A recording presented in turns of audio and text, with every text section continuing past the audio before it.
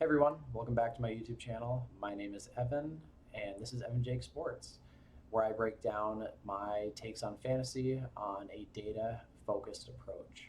So, mostly looking at the numbers with a little bit here and there with word of mouth and what I hear from training camp, coaches, other people seeing what their takes are on so and so is going to get more rushing this year because coach said whatever and yada yada. So this one's mostly data focused, and so let's dive into the numbers. Today is going to be the top 10 fantasy wide receivers that you should be taking in the 2025 season. Starting off with A.J. Brown at 10. He's going to get pretty much the same production as last year. 16.5 points is identical to the 16.7 he got last year. The numbers might not add up to the same average because he did only play 13 games last year. Missing 4 games does throw things off with the average and also throw things off with the target share calculation.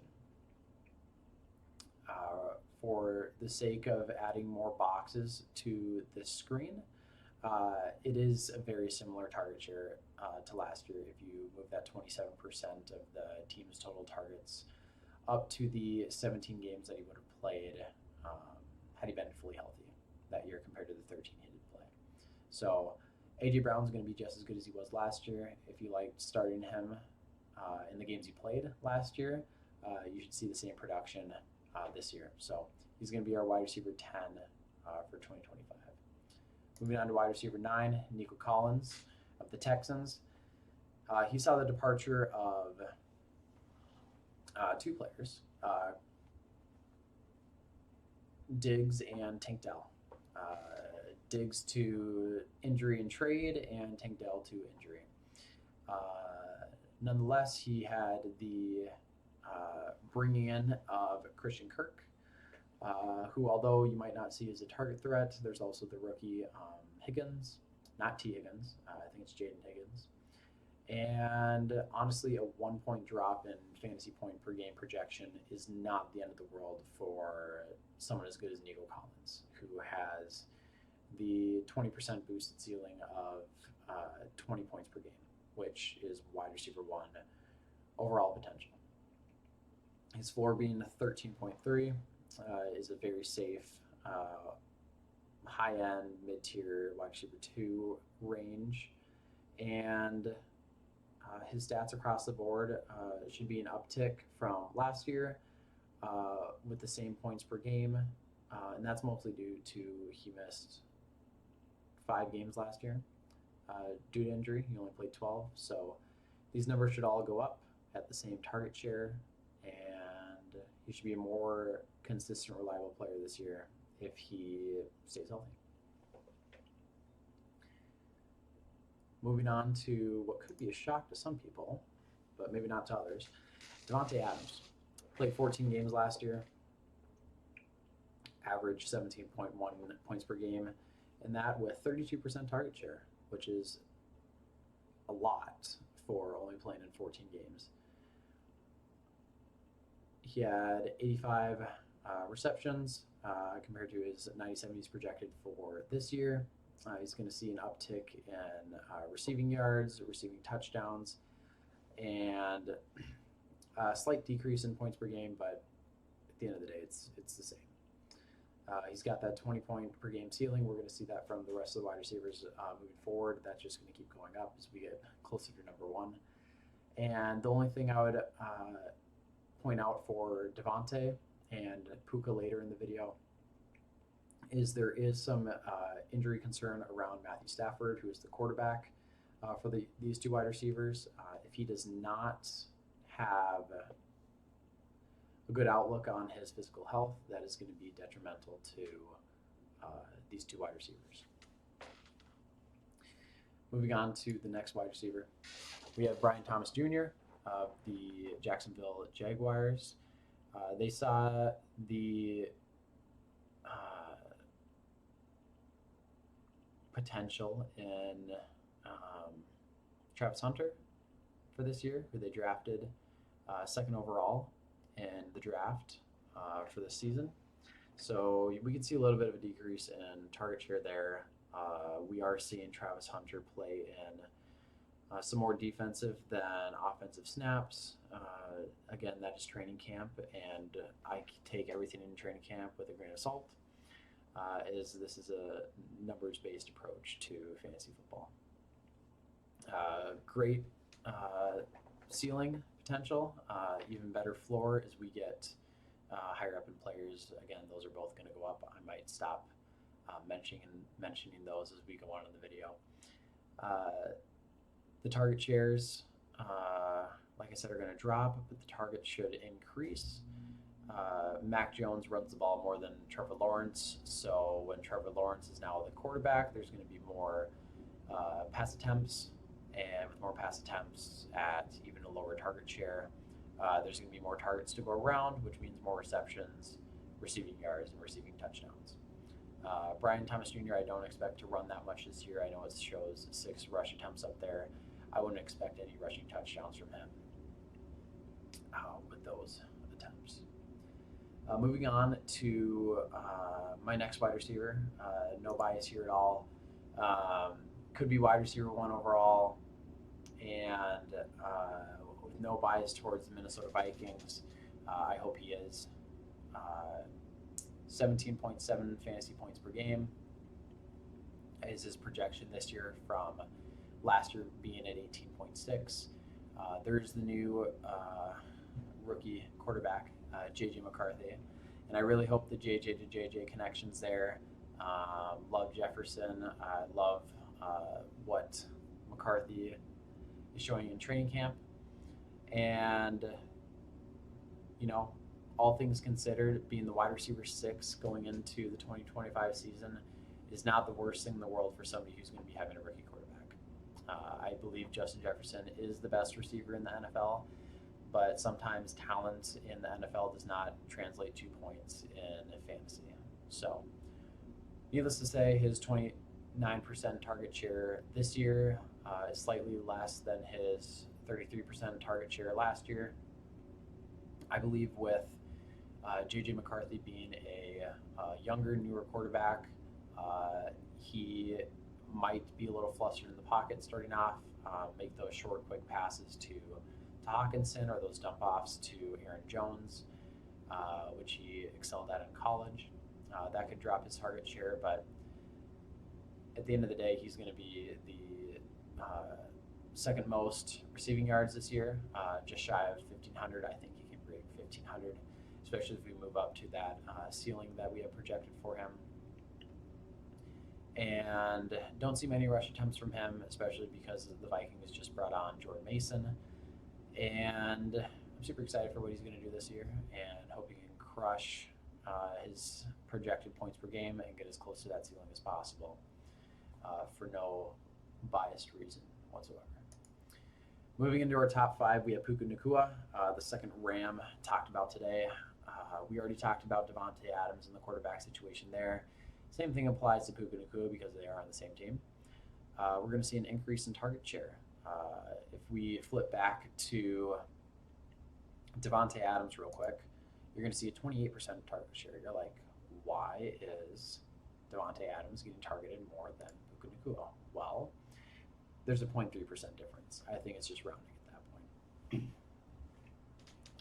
The target shares are pretty much the exact same between Puka Nacua and Davante Adams. We're just splitting hairs if we go off that 0.3%.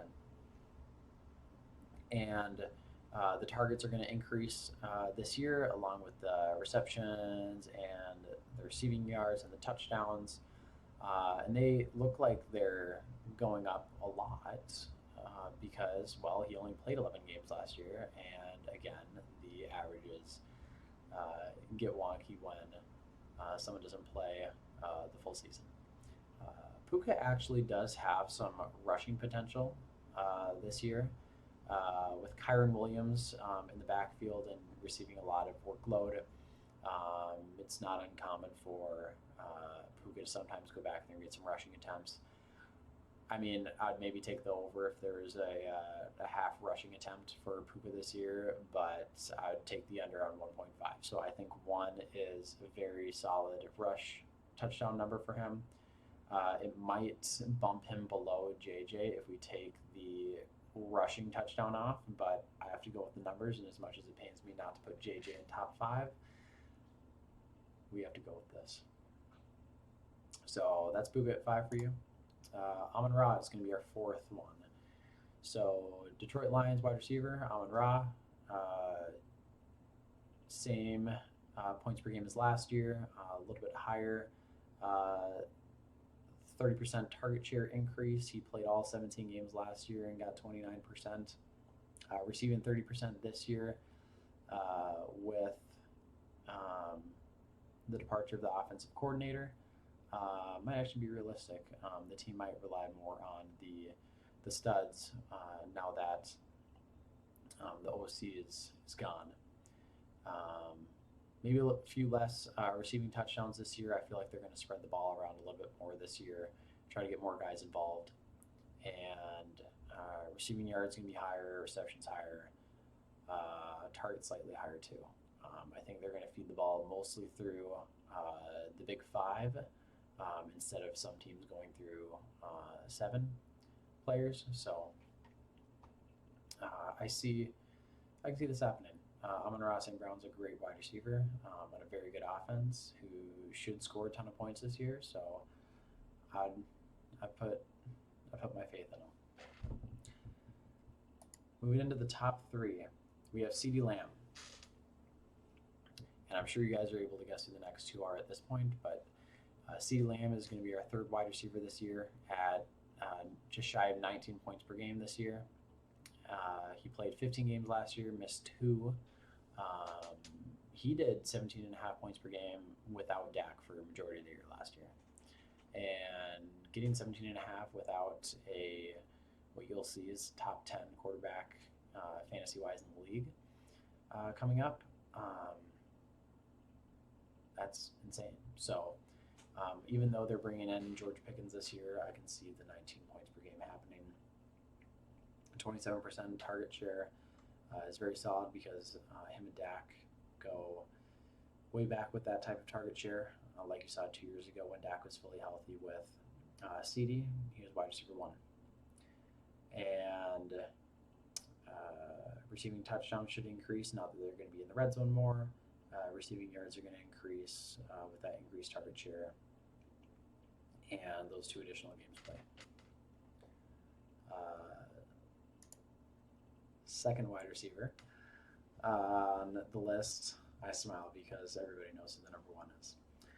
But 19.1 projected fantasy points per game for Malik Nabers. 187 calculated targets to his 170.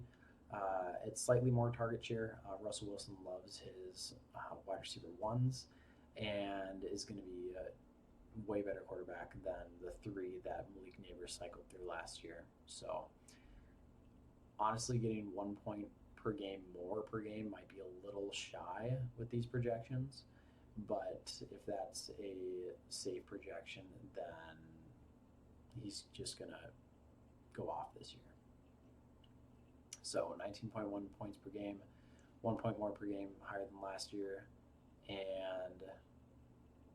only missing 2 games, so that difference of 17 is completely reasonable.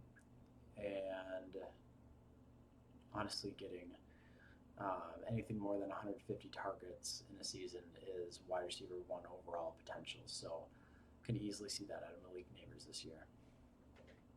And everybody's wide receiver 1 and some people's number 1 overall pick this year, Ja'Marr Chase, played every single game last year, and his stats are identical across the board.